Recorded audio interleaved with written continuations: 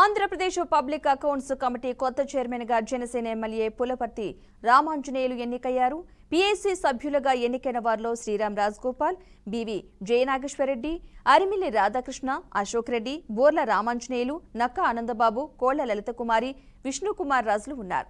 ఇక assembly committee హాల్లో ప్రాధాన్య ఓట్ల విధానంలో పీఏసీ సభ్యత్వాలకు పోలింగ్ జరిగింది. బ్యాలెట్ పత్రాలపై ఎమ్మెల్యేలు ఓటు హక్కును వినియోగించుకున్నారు.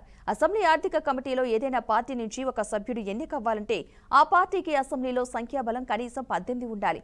అయితే వైసీపీకి కేవలం 11 మంది సభ్యులు ఉండటంతో 3 కమిటీలకు 3 వైసీపీ సభ్యులు మాత్రమే నామినేషన్ దాఖలు చేశారు. అయితే ఎమ్మెల్యేల కోటాలో 9కి గాను మొత్తం 10 చొప్పున నామినేషన్లు దాఖలయ్యాయి.